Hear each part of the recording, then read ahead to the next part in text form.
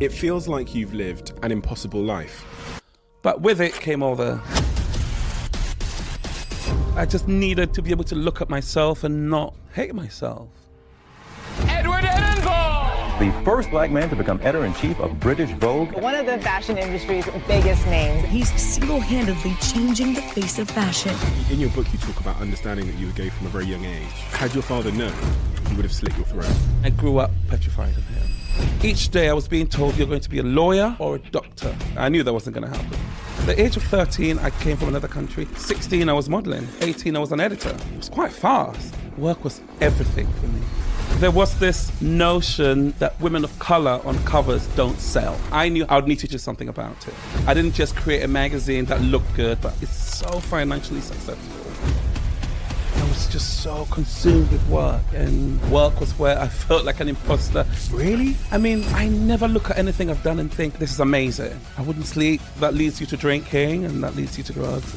You always have to fight. But that fight comes at a cost. I woke up one day and I saw these black markings in my vision. I was so scared. I knew after that I had to change my life. You sit here as one of the most successful people in your industry. What would 51-year-old Edward say to 18-year-old Edward? The one regret I do have is... Before this episode starts, I have a small favour to ask from you. 2 months ago, 74% of people that watch this channel didn't subscribe. We're now down to 69%. My goal is 50%. So if you've ever liked any of the videos we've posted, if you like this channel, can you do me a quick favour and hit the subscribe button? It helps this channel more than you know, and the bigger the channel gets, as you've seen, the bigger the guests get. Thank you and enjoy this episode.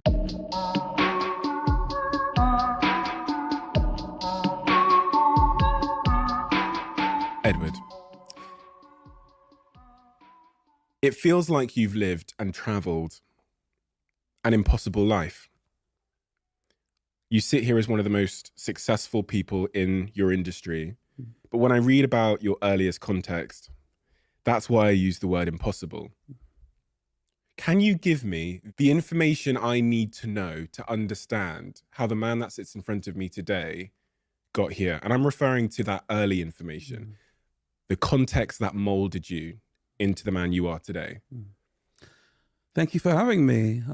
So as you read in the book, I was born in a city called Takoradi in Ghana, West Africa. My dad was in the army. He was a major. My mother was a seamstress.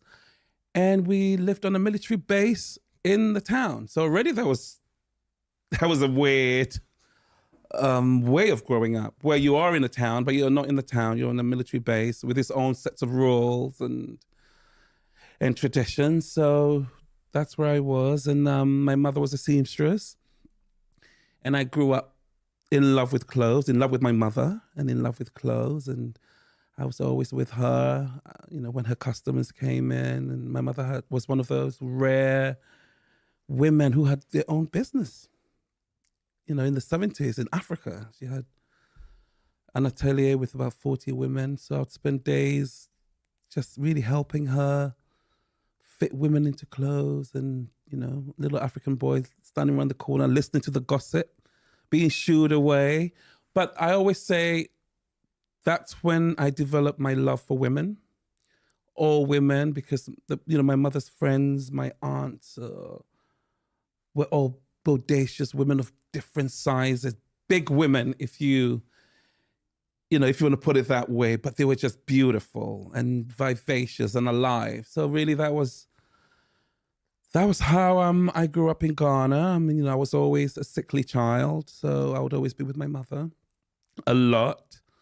And I really learned about sort of women and what really makes them tick. I always say I can tell when a woman is happy in a dress by the flick of a wrist, or a little wince of the nose. And so my mother was a really great influence. I didn't know anything about fashion, but I had an aunt who had a salon called Dolly Dots, and she was a hairdresser, and that was like paradise for me. And it was there that I discovered magazines. There was a magazine called Ebony, which was an American magazine that they would get every month. Another one called Jet, and another one called Time. And I would literally devour those pages. And yeah, I was really happy. It was a really happy childhood. And then we had to move to London because there was a military coup, and my dad, from one day to the next, had to leave. So that was the next chapter, really. You were the fifth of six children, and the figure in that equation that wasn't mentioned is your father. In your book, you talk a lot about the fear you had of your father growing up. Can you tell me how that shaped you as a young man? Mm-hmm. I mean, my father was a military man. He was in the Peace Corps from Ghana, so they spent ages sort of, you know, procuring peace in like places like Liberia and the Middle East. And he was there, then he wasn't. But we were petrified of him. When he was around, you wouldn't play outside. You know, he expected us all to be home studying. And he was very authoritarian, very African, very strict. So, yes, I was always very scared. And, you know, I was sort of the creative child, always drawing, illustrations of drawing women all the time.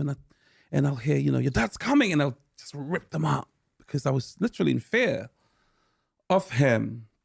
And my dad had this thing when we laugh about it now, but when he got angry, it wasn't just it would start with one, and then the anger would descend to me, essentially, number 5, because my sister wasn't born then. And yeah, he was very terrifying to me in all aspects. But then my mother was just the most creative, most, you know, incredibly warm mother who would literally sort of, you know, here's the paper, here's the pen, you know, come in the room. There's this lady, sew her into the dress, zip her up. So it was very weird having my dad, who was not artistic in any way, but so disciplined, you know, and my mother, who was just a creative. And it's really funny because now I am literally both. I am so disciplined in my work, so disciplined, there on time, and then also so creative on the other hand. So I got something from both. But yes, in those early years, my dad was a source of terror to me.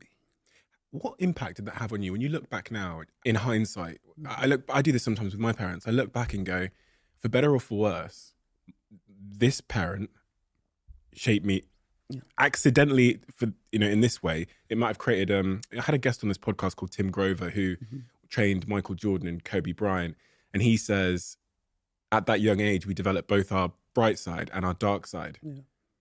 And sometimes the same incident can give us it can give us our brilliance, and it can also give us our, you know, the things we struggle with the most. What dark side did you inherit from that early upbringing?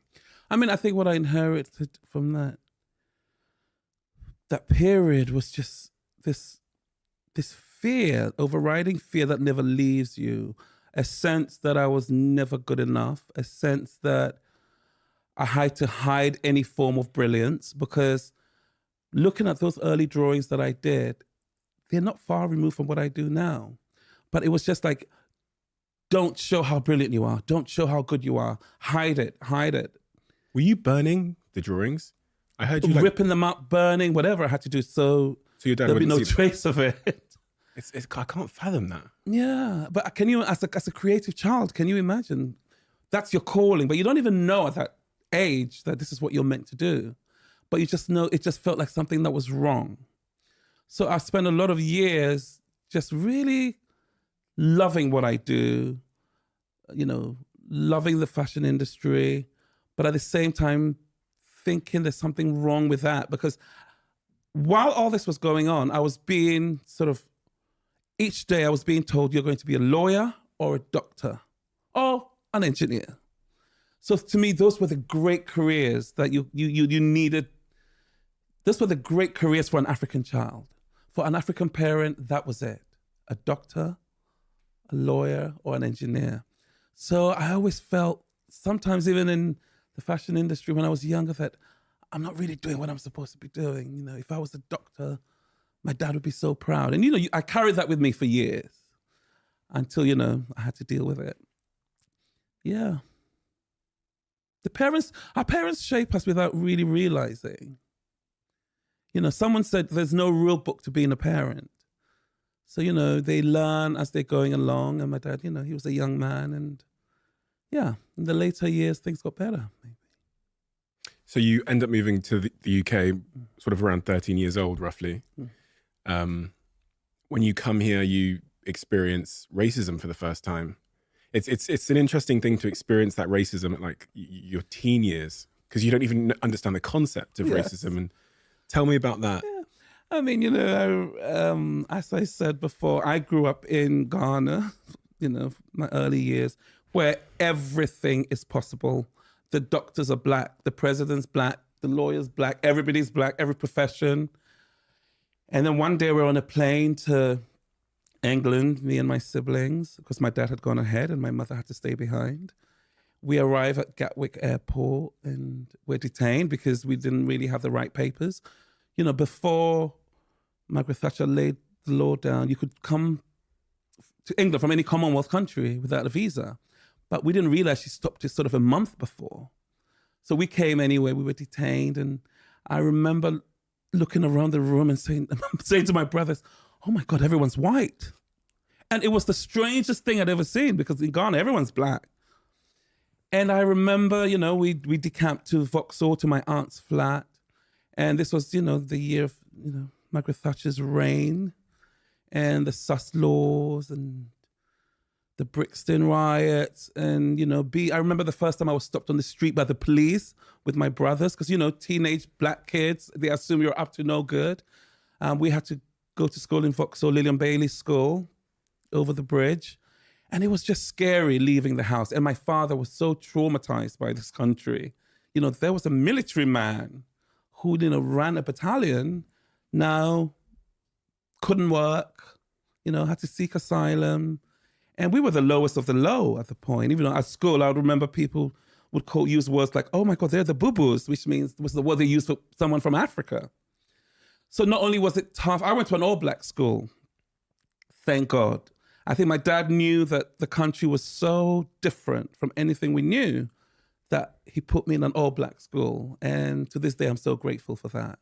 Because my work later, everyone talks about how can you portray black people so beautifully? And I'm like, that's all I know, right? But those early years were tough. They were tough, just a new country, a new school, and you felt a sense of not being liked as a black person, you know? So those years were tough. And what impact has that had on you and your work? Because I think about from a professional standpoint, you were hiding and had some sort of shame and insecurity around your creative expression back in Ghana. You come here now and the world once again says, you don't belong here. Yeah. You know, that feels, and then I even think about, in your book, you talk about understanding that you were gay from a very young age. Yeah. That's a third point of, you know, and listen, you said in your book about, had your father known, had you expressed that to your father, I think the words you used, he would have slit your throat. Slit the throat, yeah. I can relate. Because I mean, you know, he would say things like that, like, oh my God, if I knew any gay person, if any gay person entered the house, I'll slit their throat. But my cousin was living there. My cousin Michael, he was gay. So back to your question, how did it make me feel? Yeah, like it feels like there was a lot that you were shielding or being forced to hide from the world. You know, identity, creative expression, sexuality. Is that an accurate assessment as a young man? Did you feel like did you know that there was things that you were kind of suppressing? Yeah, I mean, you know, I was very shy. I was painfully shy. You know, I couldn't speak up. Sometimes I couldn't even walk into a room if there were people in there. Was this shyness, and I just didn't feel worthy. I didn't feel good enough. I didn't feel like, you know, I had the right to even be who I was. Does it make sense? Mm-hmm. You know, I just didn't feel like a wanted, you know, like a wanted child, really. So it wasn't until I was stopped on the train to be a model then things really changed. Before then, I was just an immigrant kid, you know, the number 5. And anybody knows when you're number 5, nobody's got any time for you. I was the 5th child. So I always sort of kept a very low profile, didn't really want, you know, didn't really want to stand out because that would mean you'll be punished. So I think I led life a lot like that. So you were stopped on the train. Tell Yeah. me about that. Nobody stopped me on the train and asked me to be a model, by the They way. should I'm have. still waiting. You're very kind. I'm still waiting, but we'll see. You're 16 should've. years old, right? When a guy called Simon? Simon Foxton, yeah. I mean, so I was, I guess, 16. I left Vauxhall, Lillian Bailey School. I wanted to go to Kingsway, Princeton College. And I remember saying to my mum, oh my God, I don't want to wear glasses anymore because I have these huge, thick lenses my whole life. And I was always like reading, and I discovered there was something called contact lenses. So I said, Mom, can I get a pair? You know, we didn't have money, but I went to the optician, and somehow, because my vision is so bad, it's always been sort of in the high 10, -9, -10. They gave me contact lenses, the really hard ones. I don't know if anybody remembers. And a week later, I was on a train to, going to from Hammersmith to college, and I was stopped by a gentleman who turned out to be one of the biggest fashion editors in the country, to be a model, and I didn't even know what modeling was. And I remember, going home and telling my mother, and she's like, "No way are you going into that industry with those people." I didn't even know what those people meant, but I think years later, I think she meant gay people. And of course, I found out later Simon was gay, and the whole industry was gay. By the time I was like, but I wore her down. Eventually she called Simon, and I went on my first photo shoot. And then again, I was stopped by model agents, and I got an agent, and sort of my love for the industry really begun from there. What about your dad? Did he know you were? I was hiding it. My mother and I were hiding it. My mother was so good.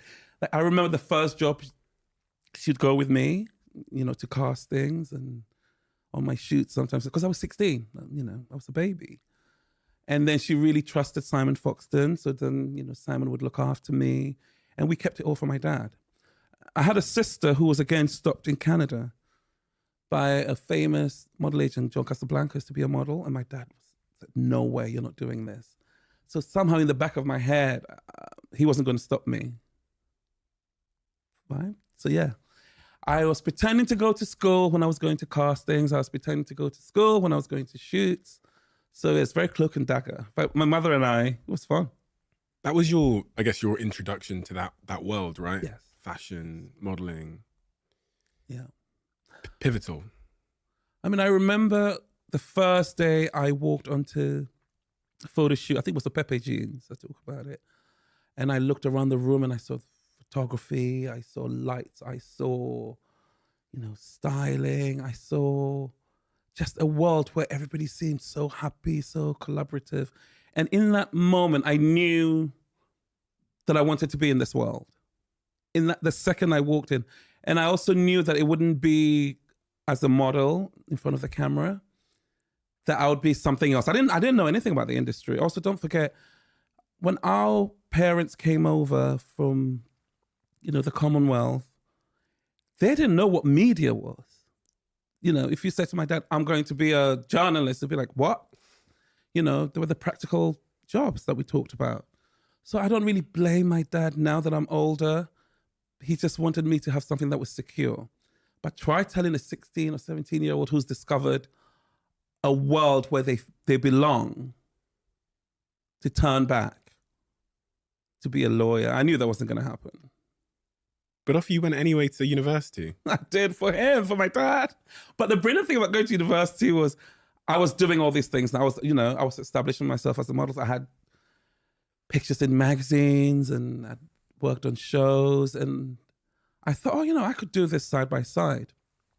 It wasn't until I got to Goldsmiths University, and I remember I went for 3 months, and one of my lecturers literally was like, "Oh, so what do you do outside of here?" And I explained what I've been doing. I'd also been working with a magazine called ID as, sort of interning. I mean, I was like so in love with this world. I was at college, I was modeling, I was whatever I could do. And I remember the teacher saying to me, what you're doing now is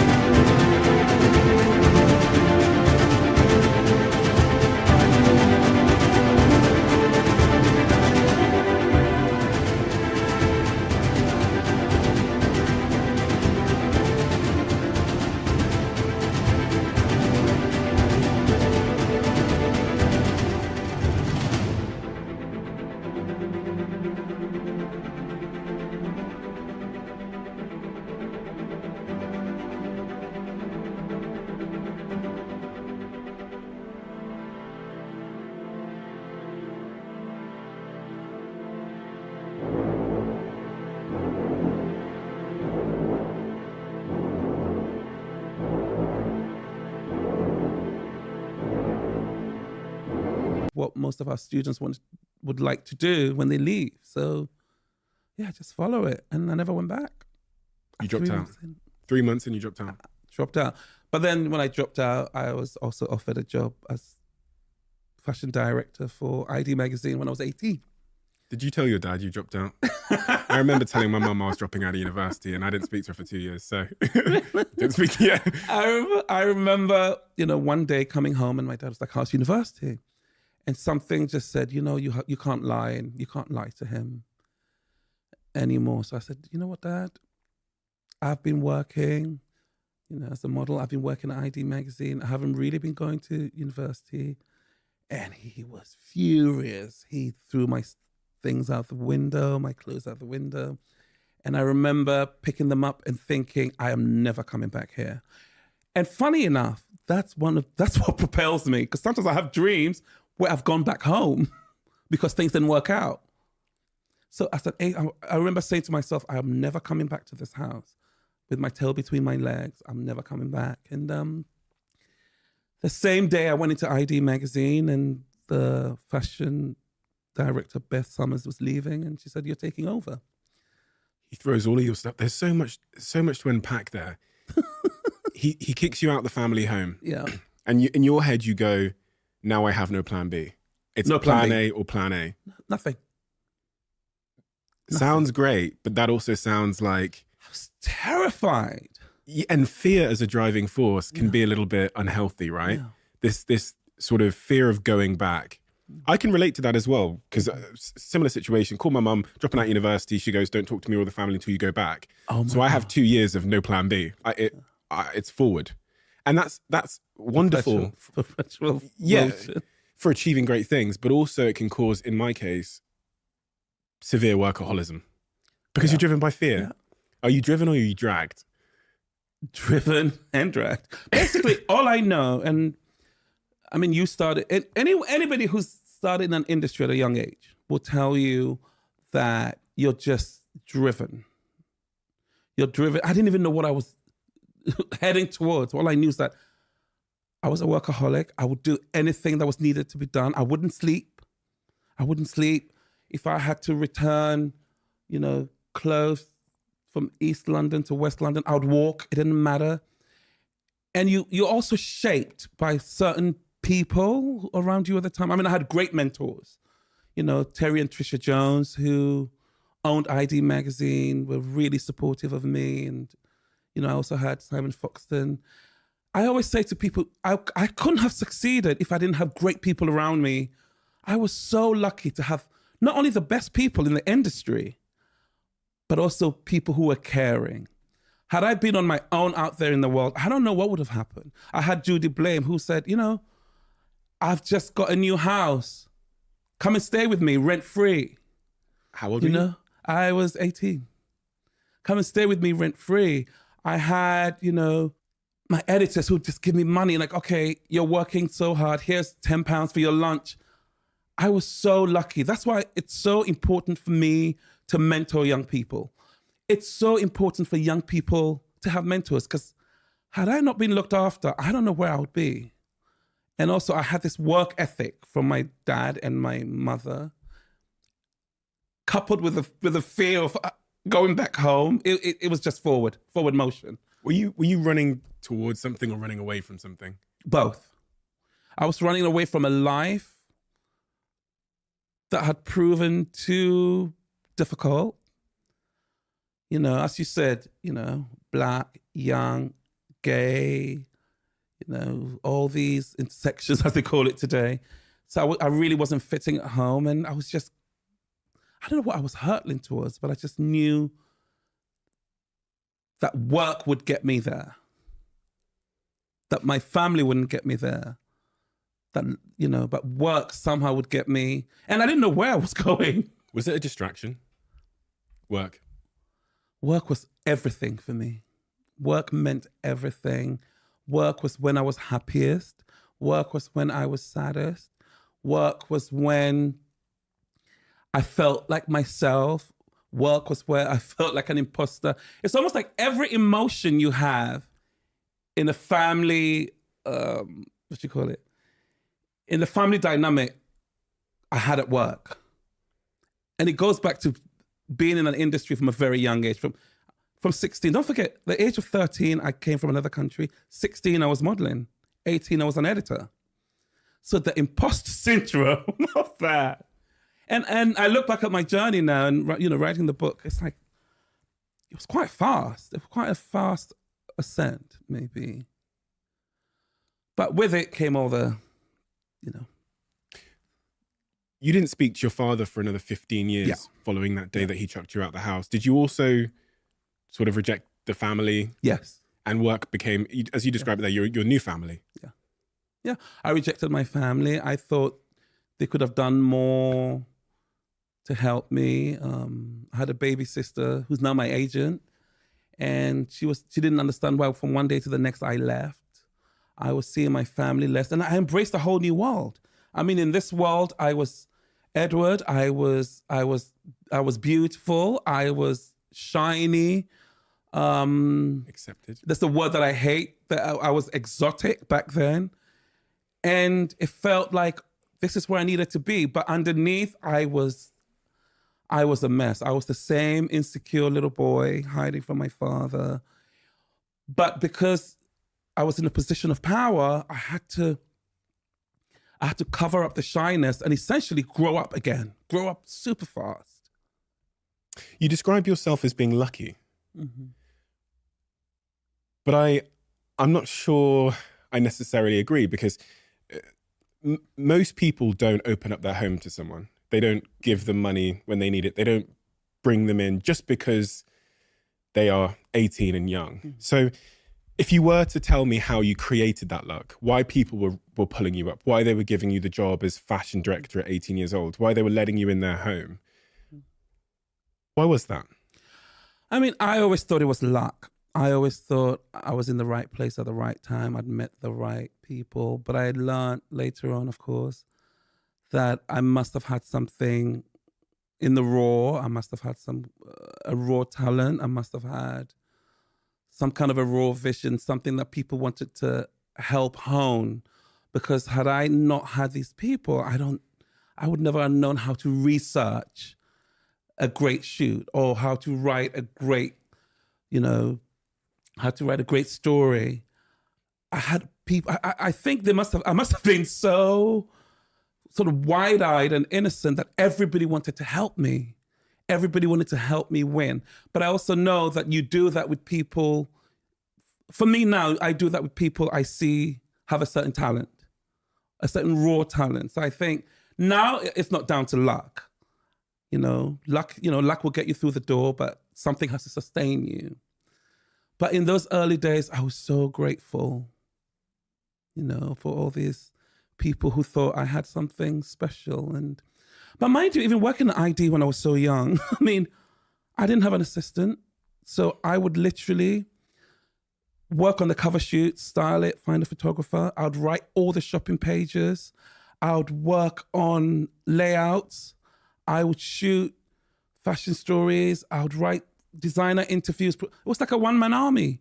And I didn't realize that I was soaking in an industry. I was soaking in, really, everything I do in my job now comes from those days.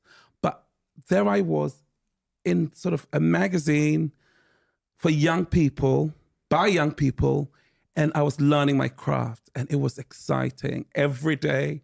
I didn't want to sleep. I didn't want to sleep, but I was definitely a workaholic. Work meant everything to me. And if something went wrong in work, I would just collapse and not know how to handle it. Does that make sense? Because it was so closely linked to your sense of self and identity. Yes, it's a sense of self, yeah. That again can be unhealthy, right? Pardon? Oh my God, I talk about imposter syndrome.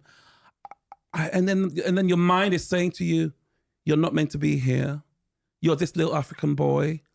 Who do you think you are? And you're trying to work. I mean, I know a lot of young people, I speak to a lot of young people today, and when they hear that I suffer from imposter syndrome, they can't believe it. I'm like, that's just part of life. It never goes away. You learn where to put it. Like, I know that I've done this long enough to know that, what I do is okay on a good day. But yes, it was quite difficult those early days. So that leads you to drinking, and that leads you to going out just to numb your insecurities and your fears. Do you think you could have gotten here without your imposter syndrome? If you didn't feel like a quote unquote imposter, would you be sat here now? No way. I always say, had I not had my imposter syndrome, had I not had the need to be better. I mean, I never look at anything I've done and think, this is amazing. I'm like, how can I do better? How can I make this better? How can I make this issue better? How can I make this better? And that's really what's driven me all these years. Even when an issue comes out of British Vogue, I don't look at it till 2 months later, because I will literally see all the mistakes. And that's something I learned from back then. So my insecurities really, that's what drove me. That's what kept driving me. Not the successes. It's the fact that think this wasn't good enough, or that wasn't good enough, or this could be better. But I got to a point where I went, okay, you can let that go for now. And yeah, see things from a different angle. But yeah, my imposter syndrome definitely propelled me. If you have that, where you're looking at your work and you always are self-critical of it, and you're always thinking about how you could have done it better, how are you happy in the moment? Because that sounds like you're kind of deferring your enoughness, the feeling that I am enough and it's good enough and everything's fine, off into the future behind the next goal. So how do you become at that stage in your life? Are you happy in the moment? I mean, everyone says, why this sense of insecurity? What you have to remember is I was in an incredible home and I lost it. An incredible country, lost it. An incredible family, lost it. Went into a gay scene that was so different to what I expected. So lost that. So for me, there's always a sense of loss that I had to overcome. Does that make sense? That makes perfect sense. I had to belong somewhere. I never felt I really belonged anywhere. And that really was a factor. Sitting here, 50 years old, I've been able to deal with my my demons, through work, through therapy, whatever you want to call it. So I'm a different person now, but I'm still I still have those feelings of you just have to make it as best as it can be. But now not detrimental to my health, not detrimental to my mental health. But as a young person, you don't think of that. You just have to move forward, and you have to be the best you can be, whatever that is. You have to move forward. You start that treadmill at 18 years old, which is much earlier than a lot of people start it. As fashion director of this magazine, you start moving forward. You work, you don't sleep, you give everything to it. And at some point, it tends to be the case when I speak to these incredible people that there's a moment where you go, fuck, where am I? How did I get here? And I need to change something.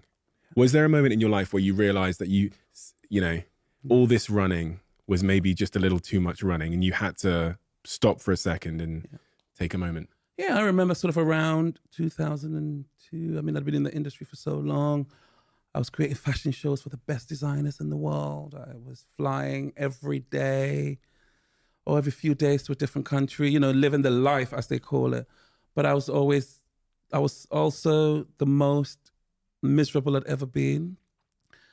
I would be in a room surrounded by lots of people and feel really lonely. There was a sense of loneliness that was sort of creeping into my life every day. And there's this saying that you can be in a room surrounded by thousands of people and be lonely, but that kept getting stronger and stronger.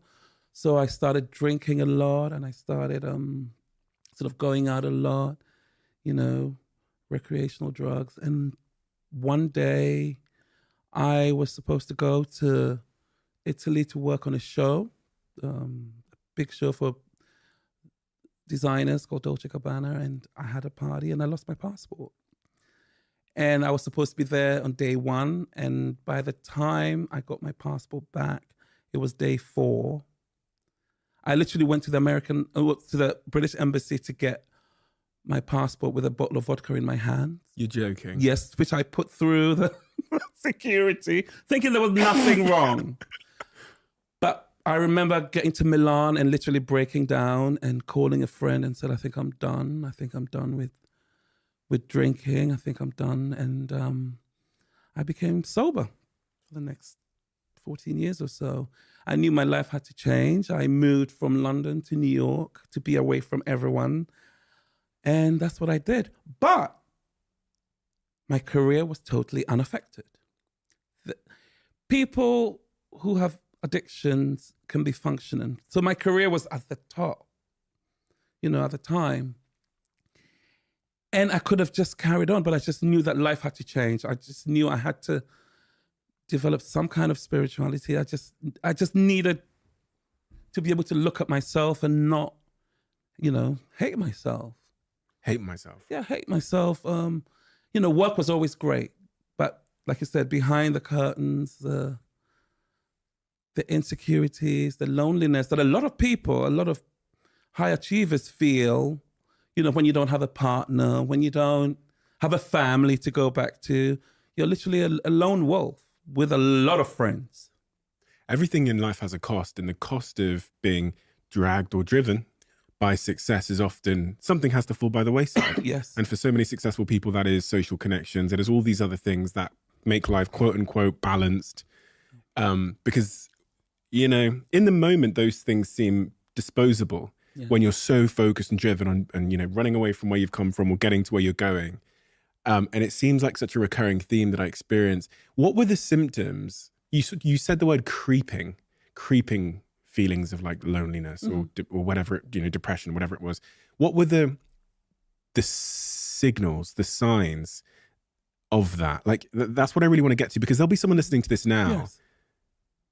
That it might just be creeping, like a frog in a frying pan slowly heating up. What were those signals or signs in your life? Yeah, the signals were like, not really sleeping, never engaging with people on a one-to-one, always being better with crowds of people around, avoidance, avoiding certain situations, certain people who are quote-unquote good for you, avoiding people who you really loved before and who were really kind to you, all of a sudden avoiding them for a new group of shiny people. Nights spent watching, endless amounts of TV, but then realizing for the past 6 hours you can't even remember what you've been watching. Does it make sense? Yeah. Staring at the screen, but a mind that wouldn't stop. No meditation involved. No, just a mind that was working overtime. And what was it feeling like? It's a feeling of emptiness.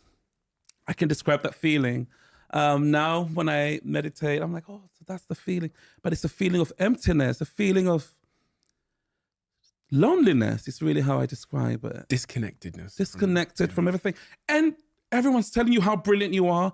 You have the magazine covers. I mean, I remember one month I went to the newsstands. I had the cover of American Vogue, Italian Vogue, American Vanity Fair, ID magazine, and feeling empty. And people saying, oh my God, look at what you've achieved. And just wanting, and also wanting to destroy it. Really?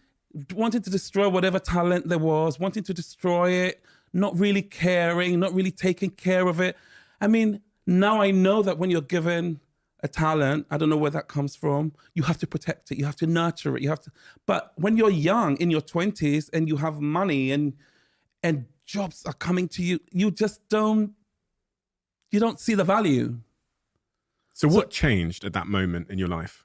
What changed? You gave up the alcohol. You described yourself at that point. And I went into AA, where Alcoholics Anonymous. In AA, it's, oh my God, I learned to do service with homeless people. In AA, it's a leveler. So you do service with homeless people. You'd go for lunch with people from all walks of life. Don't forget, I'd been in this industry since 18 and I hadn't stepped out of it. The only people I knew were actors or musicians. I hadn't stepped out of this, but meeting real, everyday, regular people, that really helped me. And also doing service, One day you make tea. I had sponsees. So, a sponsee is, someone who wants to not drink and change their life. So you're someone...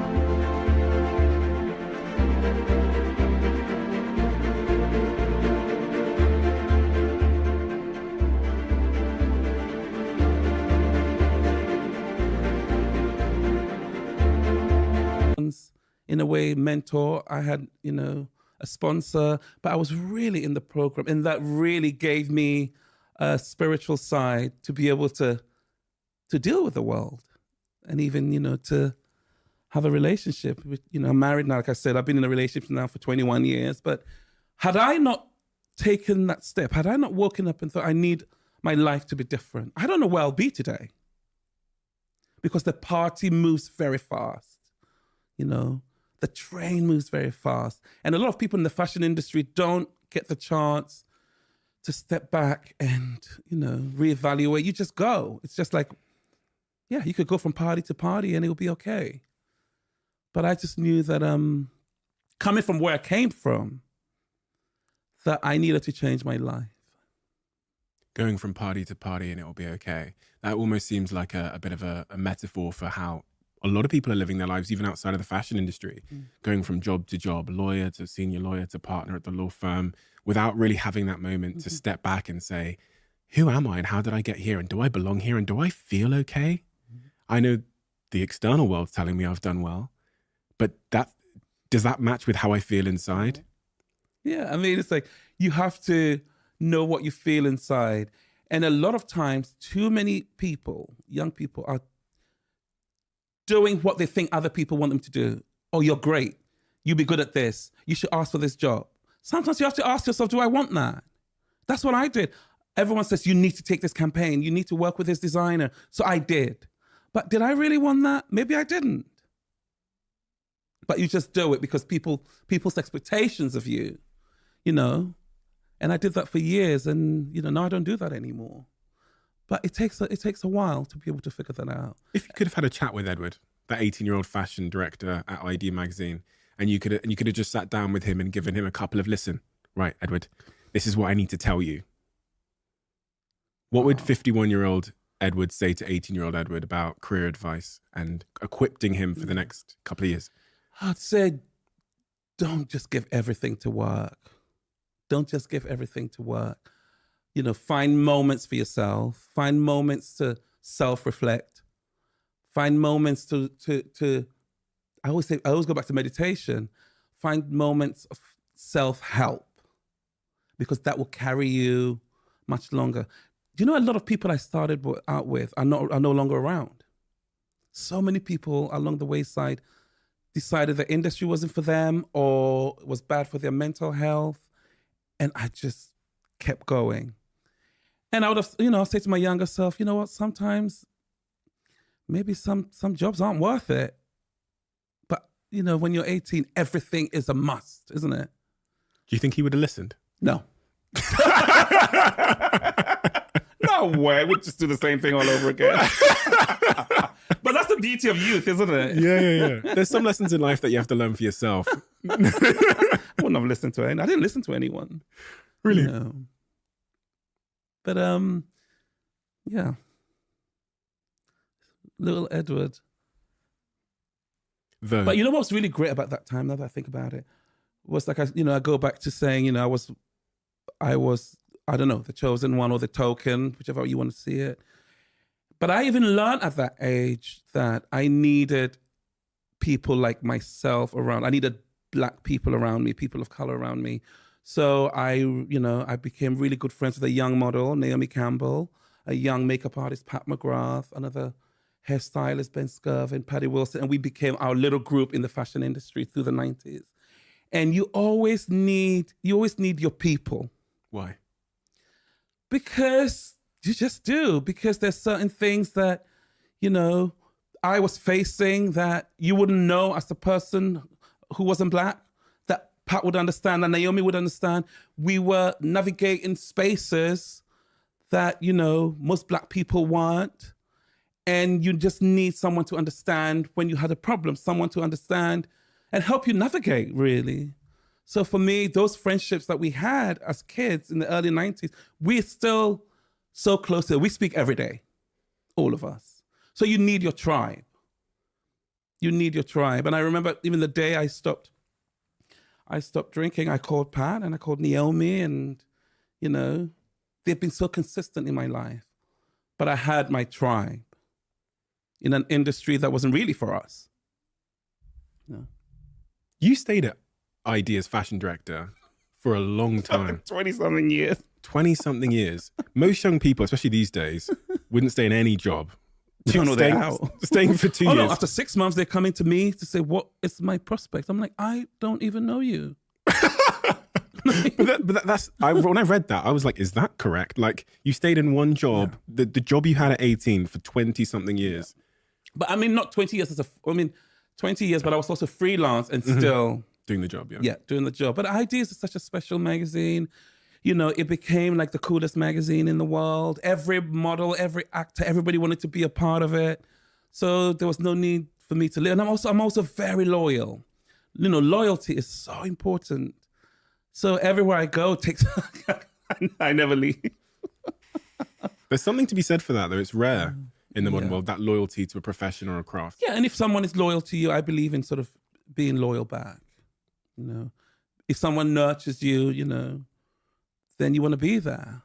Like I said, it replaces the family dynamic, which I didn't have from that. Do you think that's part of it? Why you've been so loyal is because you're searching for somewhere to belong? Oh, I know that. Oh, really? Because even when I was at ID, my friends would say, I was never alone at my desk. Each day, you know, every day you come in, there'll be the hottest actor, singer, dancer of the moment, run my table. The next day will be a writer. It was like, yeah, come and hang out. Let's go hang out for the day with Edward. And that was what ID was. And what was that making you feel when there was people around you, and from an emotional standpoint? I mean, I'm great with people. I love being around people, and I always say, you know, I have a husband who is sort of wants to be on his own, introverted. You know, and I grew up with 5 siblings, so I don't even know what being on my own is like. I mean, now I do, but back then, the more people around, the more, like, they gave me energy and creativity. I love creative conversations. I love being in the moment. I love arriving at, you know, a creative decision. So that was really my fuel. Does that make sense? Yeah, it makes perfect sense. Yeah. Vogue, how did that happen? Vogue. Yeah. So after ID, in the late 90s, I started working for Italian Vogue, for the great editor called Franca Sozzani. And Italian Vogue was sort of all the Vogues, you could say the most creative, where, you know, she would give you 30 pages to shoot the most incredible images. So you know, I did that for maybe 10 years. I was at Italian Vogue, sort of the main stylist. And then I got a call from Anna Wintour in America to come and work for American Vogue. So from Italian Vogue, I moved to American Vogue, and I was there working for Anna for 7 years. Then I got a call. Damn, you do long stints. So long. Oh, God. And then you're going to love this. Then I got a call from W Magazine to work with Stefano Tonchi, a really great editor. And I was there for 7 years. Wow. So, you know, but when you're having fun or when you're enjoying what you do, time is of no essence. You know, like I'd say, oh, the issue comes out in 6 months. And someone's like, that's 6 months away. But for me, it was like tomorrow. So yes, and then one day out of the blue, I got a call from Jonathan Newhouse, a very great, he owns Condé Nast, the company that owns Vogue, and he said the editor who was there, had been there for 26 years, was, fashion industry, nobody leaves any job. Clearly, yeah. Was leaving, and would I come in for an interview? So I came in for a couple of interviews. I didn't think I was going to get it because, to be honest, I thought Vogue wasn't meant for people like me. I thought Vogue was meant for, women from a certain background. And I was, the boy from Ladbroke Grove, I was gay, I was outspoken, I was good at my job. But I went for an interview and I literally told them, how I would do Vogue for 2017. And what was that message? To make it inclusive, to make it diverse. There was this notion in the fashion industry that Black women or women of color on covers don't sell. It's been in the industry for as long as I can remember. But I saw all these affluent women, not just Black women, gay women, women from, with working class backgrounds, Muslim women, all these British, who are British essentially, not seeing themselves reflected in the magazine. I thought, well, not only is it bad, it's not good business, but I wanted to create a place or a safe place where women could just feel welcomed. Because I always remember my mother always said to me, if you can see it, you can be it. So I wanted to create a magazine where, women of all shapes, sizes, race, age, socioeconomic background could see themselves reflected. And that's all I did. I didn't reinvent the wheel. I just thought, who are the women out there that I wanted to reach? And that's what I did. And thank God the world was, now diversity is a buzzword, right?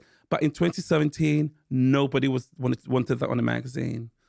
And I always said, I knew I'd probably be fired 3 months in, but I also learned, and this is what I got from my father, I'd rather be fired for something I believed in than to go in half-halving it and get fired anyway. Half-assing it, I should say. So yeah, that's how Vogue happened, and the world was ready. When you got that call saying that you were going to take that top job at Vogue, how did you feel? I felt scared. I felt scared on one hand because I knew the type of person I am, that I wouldn't, like I said, I wouldn't just go in and try to make do. I would need to change everything. I also knew that Vogue had such a huge, Vogue's the best magazine in the world and has such a huge sort of history that I wanted to sort of be a part of it, but make it about today. And I didn't know if the readers would be ready. Before I started the job, there were speculations in the newspaper. I got called all kinds of African. I got called the black. What was it? I had the black. Quote. They said it was like going to crufts and the cat one, like a whole other breed. So already I had that on my shoulders. It was a really tough time. But I didn't speak. I just thought, let me just bring out the magazine. And when the first issue dropped, December 2017, with Adjoa on the cover, an issue that was dedicated to Great Britain, the country that gave me a home, the country that I loved, and featured all the best, Zadie Smith, Naomi Campbell, Sadiq Khan. That's the best of Britain. The world got it straight away. And from that minute, the magazine just went up, up, up, up, up, and we haven't looked back. But even, I read about that story of the newspaper when you got the job as the top job at Vogue. They said it was like Crufts, but the cat winning racism. And then I also recall a story you tell about arriving at Vogue one day and a security lady not letting you in because they thought you were the delivery man. Yeah. And at that point, you were the editor. I've been editor for years. And they wouldn't let you in the building. Yeah. It was, I think the woman was hired from God knows where. I walked in and without asking for anything, without asking for my pass, it was like, loading bay. And I was like, excuse me? What? I said, you have to use the loading bay. And I was like, I'm the editor of this magazine. But what that taught me was never to feel that the work is done. Never to feel that I'm okay. Never to feel that I've made it. Those moments remind me that there's still a lot to do. A younger person walking in there would have been paralyzed with fear, but I knew how to do something about it. And this also happened years ago at a show where they put all fashion directors in the front row and put me in the second row. And I literally was on Twitter the next day. I'm not scared. Fear is not an option for me. From a young age, I've never been scared of fighting for, what I deserve, or fighting for what people from different backgrounds deserve. So yes, that happened at Vogue, but it also made me realize that you always have to fight and you can never be complacent. Even today, do you feel like there's people that want to see you fail and that don't want a man of your color and background to be in that role? I think, I've proven myself. At the end of the day, I didn't just create a magazine that looked good, but also a magazine that was so financially successful. Diversity sells. I remember taking the job and people saying to me, diversity is down market. Yes, I heard that. Then I had Oprah Winfrey on the cover wearing the most incredible diamond earrings, and it sold out. So every day I continue to sort of challenge what the idea of Vogue is and an idea of being an editor is. But now I look around at all the magazines and diversity is now a part of the media, you know. Having black models on the covers, that's no longer a big deal. Having issues around, you know, having gay issues or trans issues, it's no longer an issue. But in 2017, it was unheard of. So it shows how far we've come, but there's still a long way to go. You fought, Edward. You fought for your entire life. You fought for yourself. You fought for others. You're fighting for your people. You're doing that every day. It's so clear in all your work. I was reading also about the Black issue you released and how well that sold out, where you put all sort of black models throughout this magazine. And that fight, again, it comes at a cost. And one of the costs it came at was your health. Yes. I read about the health scare you had. Can you tell me about that? And the doctors linked that back to your lack of sleep. And it sounded like some kind of sort of a culmination of fighting a bit too hard, if that makes sense. Yeah. I mean, you know, I was even on my way here, I was in the car with my peer and just like, you're always fighting. You're always pushing forward. Yes, basically all those years of just not sleeping, just working, overworking, traveling. I woke up one day and I saw these black markings in my vision, and it turned out that I was having a detached retina. So the retina did detach eventually. You know, one surgery, then it detached again, and it detached 4 times in the same eye. And then as all that was happening, my other eye started, so they had to operate on that. So I've been 5 operations. And, you know, I work with my eyes. So can you imagine what that did? So that was really harrowing. And then also I developed tinnitus, the hearing. I had that. Oh, it's hard to explain. You can't explain. You can't explain it. If I said to you, your ear's going to ring, you go, okay. But when your ear rings you think non-stop, you're going crazy. Yeah, you go crazy. You think you're going crazy. I had it for about 15 days, and I can see, Only 15 days? Yeah. It's gone? It went, yeah. Oh, wow. And so I started reading online about it, and it goes, you're going to have this for life. And then I read about the psychological impact on your mental health of having it for life. Can you imagine having that and then having my eyes? But what it did teach me, you know, when, you know, I didn't work for 2 years. People didn't realize when my whole sort of eye issues were happening. I didn't work for 2 years, but in the industry, you know, you have so many shoes banked anyway, so it looks like you are. But I knew after that I had to change my life, that I had to practice self-care, that I had to, you know, work hard, but not travel as much, not take every job, and British Vogue came at the right time because it helped, you know, it meant I'll be in one place a lot. I'll be in an office. Which was also very new because I hadn't been in an office for a while. And yes, it really helped me turn my life around. I mean, now I'm such a health nut. A purpose-driven man like you that's so in love with his work, for your work to be taken, because your eyes, as you say, are central to what you do. So you can't see films, TV, shoots well. What was the sort of mental health implications of that? Oh my God, I was a mess. I mean, I was living in New York at the time anyway, and I saw a therapist who said I had PTSD because I was so scared of losing my vision. It spiraled. I mean, into my relationship. It spiraled into my life. I was so scared. And I remember the idea of going blind wouldn't leave my mind for 1 second. Like, it wasn't like every day I thought of, oh, I might go blind once. It was every second on my mind. I could be happy and I'll go back. You're going to go blind. And the brain is so powerful. So imagine you're leading your life and then there's this thing running behind your brain. You're going to go blind, but nonstop. And it took a lot of cognitive therapy to help me deal with that. Because I was convinced, not just one eye, but 2. But then I found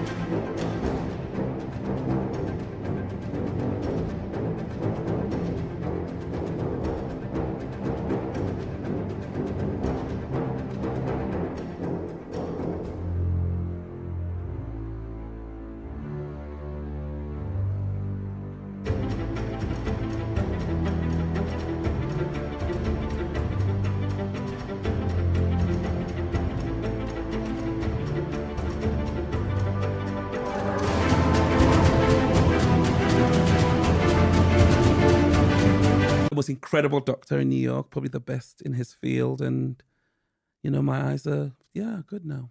I mean, not perfect, but at least I can see or partially see. I don't know if it was slightly after that, but, you know, we've talked about the incredible impact and inspiration from a very young age that your mother was to you. Mm-hmm. She was everything you've described, vivacious. She was an entrepreneur. She was the reason why fashion became such an important part of your life as a young man, drawing fashion designs under her workstation at work and so on. And while she was away visiting Ghana, she had a stroke. Yeah. And from there, her health deteriorated over the next couple of years. In 2016, at 44 years old, your mother passed away. What impact did that have on your perspective in your life, the passing of your mother? Oh my God. I mean, my mother was somebody who wouldn't stop working. She was somebody who wouldn't sleep. I mean, I get all that from her. My mother didn't even cook because my sisters would cook. She was obsessed with beautiful clothes, bringing beauty in the world. But I also watched her, you know, she didn't eat so well. She wouldn't exercise. She'd just wake up and just work. So, I mean, you know, my mother was the love of my life, and it really made me stop to think. I mean, you know, strokes are nothing to be messed with, and it runs in my family. So that was already a sign to really look after myself. But losing my mother really left a void that, you know, will never be filled. But now I don't remember a strange thing happens when you lose a parent. Now I don't remember her being ill. I just remember that gorgeous, creative woman who was so full of life. And my mother always taught me not to be scared of anything. And yeah, all the memories I have of her are so great. But she also helped me change my life. You know. Yeah, she was the love of my life. In your words, what do you owe to her? I owe her everything. My God, I owe her the love of fashion and color and people, the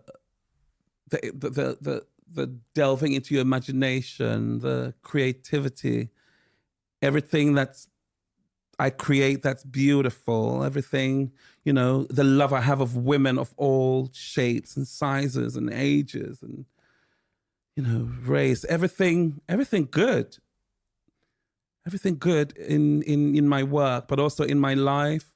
She was the kindest, most nurturing human being. And that's something I try to do with my staff. That's something I try to do in my everyday life. Sort of, you know, they used to call me teacher when I was young. So I really like teaching the next generation and really nurturing them. So all that really came from my mother. And also empathy, you know, being able to put yourself in someone's shoes. All that came from her. When after her stroke, it was almost 15 years where you describe it as a sort of decline in her health.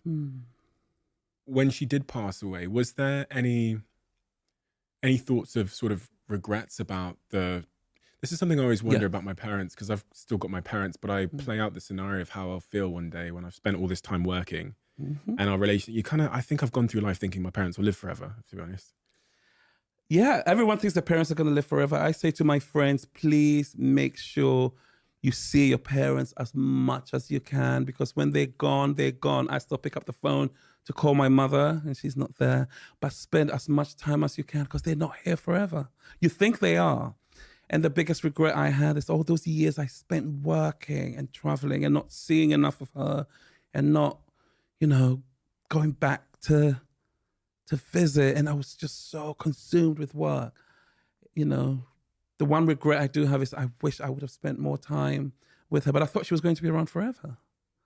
So yeah, spend as much time as you can with your parents, you know, build whatever bridges you can build. I know some bridges are impossible, but if you can build bridges, do, because when they're gone, you will miss them. Did she ever hear from you directly the impact that she had on your life? I mean, you know, before she had the stroke, she saw how well I was doing, and, you know, she would see, you know, different articles appear in different magazines. And she knew that, you know, she was African, so she knew that I was financially secure enough to give, you know, to look after the family. So for her, even though she didn't see me get to this level, she knew that, you know, I was able to buy a place when I was very young and I was able to sort of look after them. And so she saw that. And I think she was very proud of that. She must have been very proud of you. I think she was. I hope she was anyway. Incredible. You went to therapy after she'd passed away. Mm-hmm. What has therapy given you? What's the sort of the practical... Therapy really gives you the practical tools to cope with life. I mean, I've always been very good with boundaries. Like, it teaches you boundaries. I've always been very good. You know, when I was a teenager, I just wanted to do what everybody wanted. But then the older I got, I was so frosty at times anyway. It's hard to imagine. It teaches you boundaries. It teaches you to speak up when you know things are not right. You know, again, I've always had that. But it teaches me to be human, to be caring, to, you know, certain people in our positions, you know, when you're successful, sometimes you discard opinions so fast, or you discard people's ideas. So I'm now learning to be a better listener, you know, all those things that I wasn't when I was growing up. And maybe it's turning 50 as well. Who knows? I'm more patient now, definitely. If I was who's the closest person to you professionally? Professionally, oh my God. Who knows you best professionally? My sister. Okay, so your younger sister, right? My sister, who was also my agent for 15 years. If I asked her what you're good at, because, you know, you've reached this position where you're the top of your game in what you do, from the most incredible start in life to here now. So we talked about your talent, but we didn't really figure out in terms of like the specifics of what that talent is in your own words. If I was to ask your sister, I said, what's Edward's talent? What is the thing that he's good at that the peers just can't quite do as well as he can? You should ask her. Yeah, I should have asked her. What do you think she'd say? I think she will probably say that I'm in sort of perpetual forward motion, that I don't take no for an answer, probably. And that I'll do whatever I can to make the best magazine, or to make the best picture, or to make the best, like, I'll go to the ends of the world to make things happen, maybe. Isn't it difficult for someone who doesn't have that same standard to work with someone like you then? Because if I don't care as much about the detail as you do. Yeah, but I also think that, you know, it comes with time, doesn't it? You know, I think you can see diamonds in the raw. So I don't expect everybody to be like me, but I can also see potential. And then hopefully you can nurture that potential to its fullest. So I don't expect everybody to come in, you know. Sometimes the best people you work with are the quiet ones in the back. The ones who are not good at in interview situations, but the ones who work and are workers. And she'll probably say that I'm definitely a worker. Like, I work very hard. Do standards matter to you? Very much so. Do you sweat the small stuff? Yes. Why does that matter? It's the devil's in the details. You know, you have to create on a level that we create. You know, you can't just say, okay, everything's fine, everything will work out. Can you work with people that are like that? That don't sweat the small stuff? So long as there are people there who can sweat the small stuff. Maybe it's other people's talents or something else, but there needs to be a balance. It can't just be everybody there sweating the small stuff, but there also has to be sort of dreamers and creators. You know, someone said to me once, what do you look for when you employ staff? And like I said, it's not the best interview. It's when you're walking towards my office, am I happy to see you? Like, what are you bringing to the job? So someone comes into my office, they're like sweating the small stuff, and somebody can just walk in and go, I have a big idea. And that's what I love about what we do. Do you think you're successful? I'm successful at my work, but I'm still a work in progress where life is concerned. How? Because every day I learn something new about myself. I feel like I missed a lot of years growing up. You know, for years I I was always sort of jealous when I saw people who went to university together, or when people were, who went to university together had all those escapades, and I was working. But now I realize that everybody has their own path. And mine was to go and be a worker. Quick one. Some of you will know that this podcast is now sponsored by the incredible Airbnb. I'm a huge user, lover, and customer of Airbnb. Every time I go away on a trip, whether that's work related or it's a holiday, Airbnb is always my go-to. But have you ever thought about making some extra cash to cover some bills or to help pay off a holiday? Let me explain further. Perhaps people are coming to your town or city for a music festival, for an event or a holiday, and you have a spare room. Why not Airbnb it? Or your home office is free right now. You're working away from home during the week. You could Airbnb it. Honestly, the possibilities are endless. I've Airbnb'd one of my apartments before, and it's a great way to make extra cash.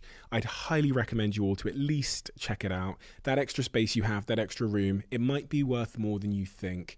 So to find out just how much it's worth, search airbnb.co.uk/host. That's airbnb.co.uk/host. Check it out. Sometimes I ask my friends this, because this is the kind of weirdo that I am, but if happiness were an ingredients list, if it was a recipe that needed certain ingredients and certain quantities for the recipe to be complete, is there anything missing currently off your ingredients list that you think if you just had a little bit more of that, then maybe you'd be even more fulfilled, content, happy? No, it's for me, it's more the opposite. I'm now like, if I don't want to be in a place, whether it's dinner or in a job or in a situation, I'm out. That's the ingredient that I have now. That I don't want to spend life is too short. I don't want to spend any time being in a place.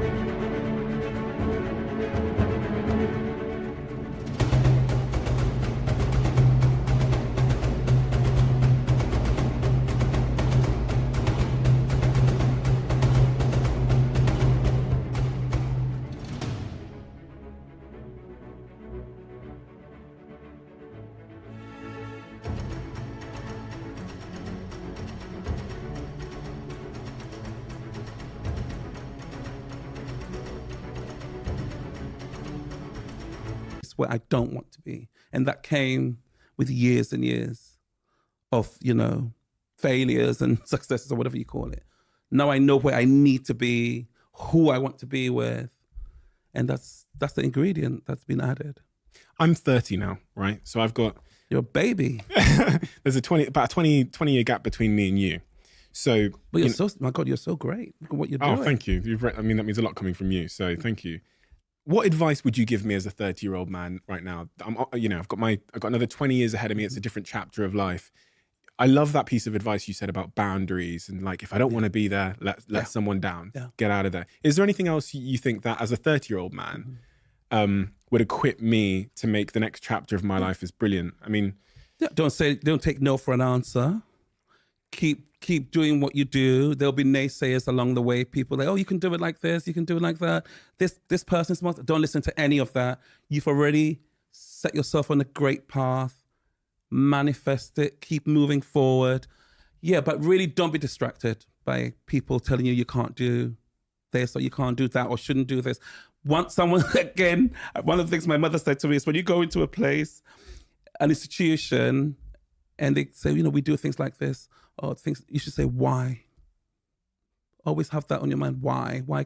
Why does it have to be like this? Why can't we change? So why? It's a very important word to have. Amen. How has love changed your life, Edward? 20 years married now.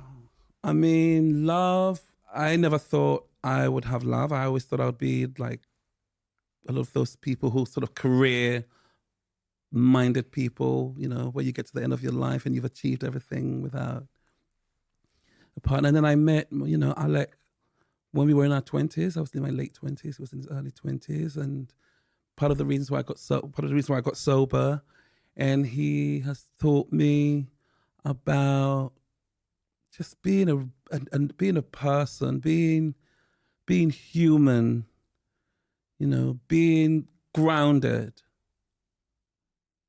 He's so special, really, just the normal things in life. But he's also very creative. So he tells me when a cover's awful and we fight.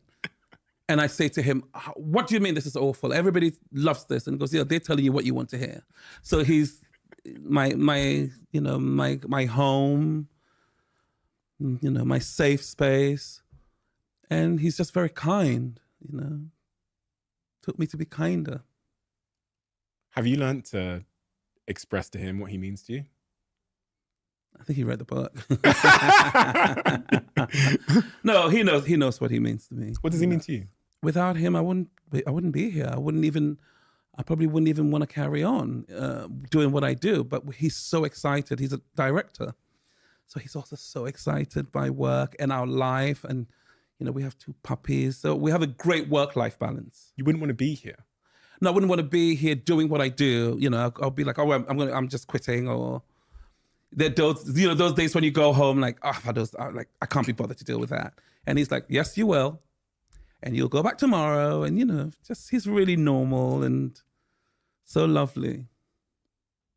Edward, we have a closing tradition on this podcast where the last guest leaves a question for the next guest without not knowing who they're leaving it for. And I get to see it when I open the book. And the question that's been left for you by our previous guest, who I shan't name, is if you could be part of any brand or company, past or present, which would it be and why? I mean, obviously, I go back to the first magazine I ever saw. It was Ebony magazine. There was a great woman called Eunice W. Johnson, and she was the editor's wife. She was one of the few Black women who would go to fashion weeks, as we call it now. And do you know that poor woman, they wouldn't lend her the clothes to shoot. She had to buy the couture with her money, with her own money, to do these fashion shows called Ebony Fashion Fair around the deep south of America in the 50s and 60s. This woman was so incredible. Eunice W. Johnson, Ebony magazine. I would have loved to have been her right hand. I would have loved to have gone to the shows with her and fought with her to get, what I have now, access to everything is because of women like her. So Ebony magazine in the 40s and 50s next to Eunice W. Johnson would have been incredible. Edward, thank you. Thank you for fighting, because by doing so, you're laying the foundation and opening doors, not just for people in the fashion industry, but for people in every industry that come from where you come from, that look like you, including me. Because of role models like you in our society, you're opening doors for people like me that are coming through in different industries so that we are accepted, enabled, and our talents are put first and foremost beyond anything else that might be our skin color, our background, or our creed. Your book is incredible. It's a very important book that I think is... Thank you. Tells a story, as I call it, an impossible story of a young kid from Ghana that gets to the very top and becomes the first Black editor in British Vogue's history. But it's also just such a human story, the struggles that you're very vulnerable and open about, and the ultimate sort of triumph at the end of this story, which is, I call it the end of the story. I mean, you've still got a vision board, but a triumph that is impossible but important and generational. You're an incredible person. Thank you for fighting. Please do keep fighting. And I recommend everyone to go and check out this incredible book, A Visible Man, because it needs to be a visible book, because it's certainly had a profound impact on my life. So thank you, Edward. Oh, thank you for having me, and keep on doing what you do. I'm gonna. I hope you do too. Thank you, Edward. You know, the problem with protein powders is they tend to taste a bit, it feels like hard work to consume them. And then when I got Huel's protein powder, which by the way is 20 grams of protein and just 105 calories, and I tried it for the first time, there was this kind of mental confusion that it tastes as good as a milkshake I might buy in the corner shop, but it's nutritionally complete and has 20 grams of protein in it. And my favorite of all the flavors, I've got the chocolate fudge brownie flavor in front of me, is the salted caramel flavor with a little bit of ice in it. It is a dream. And I'm training at the moment. I'm doing cardiovascular training ahead of Soccer Aid. So having protein in my diet, especially when I'm incredibly busy, is a must-have for me. If you're looking for a good protein powder, I highly recommend you try this. Recommended it to my friend Sam, and she's now obsessed with it. And I think if you try it, you'll find out why.